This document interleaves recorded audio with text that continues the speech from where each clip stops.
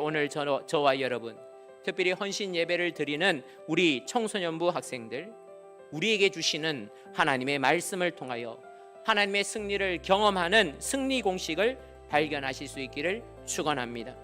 그래서 앞으로 펼쳐지는 여러분의 인생 속에서 날마다 하나님을 경험하게 되시고 진정으로 승리하는 인생을 다 살아가게 되시기를 주님의 이름으로 축원합니다.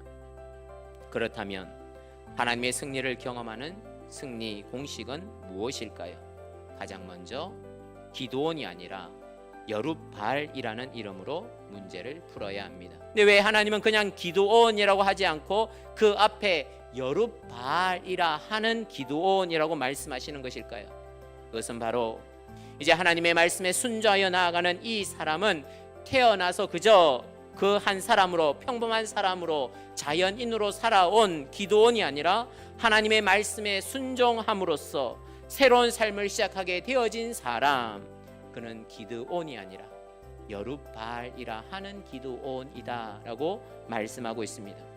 여러분에게 붙여져 있는 그 이름, 하나님께서 다시 붙여주신 그 이름, 태어날 때부터 주어져 있는 이름 아니라 우리가 주님을 만남으로 인하여 주님이 우리를 세상과 구별하여 세우신 그 이름으로 살아갈 때 우리는 하나님의 승리를 경험하게 되어지는 줄 믿습니다. 그러면 사랑하는 성도 여러분, 여룹바알이라는 기드온이 하나님의 부르심에 순종하여 나아갔던 것처럼 그리스도인이라고 하는 나, 주님의 제자라고 하는 나, 우리 주님의 말씀과 부르심을 따라서 나아가는 하나님의 승리 공식으로 어떤 상황도 어떤 순간에 서든지 살아계신 하나님의 역사를 체험하고 경험하는 저와 여러분 다 되시기를 주님의 이름으로 축원합니다.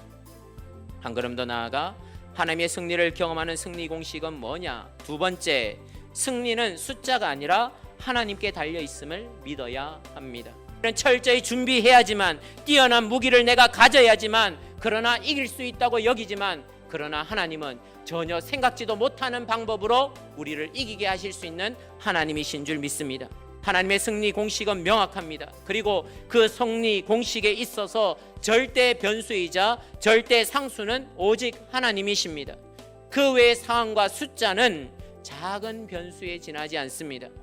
하나님의 승리를 경험하는 승리 공식이 뭐냐? 그 마지막은 하나님만 의지하는 겁니다. 우리가 하나님의 승리 공식과 우리 세상의 승리 공식이 다르다라는 것을 알았다면 이제 우리가 해야 할 것은 다른 게 아닙니다. 하나님만을 의지하는 겁니다. 하나님만 온전히 신뢰하라는 것입니다. 오직 하나님입니다. 하나님이 하셨습니다. 그것을 고백하는 저와 여러분 다 되시기를 주님의 이름으로 축원합니다.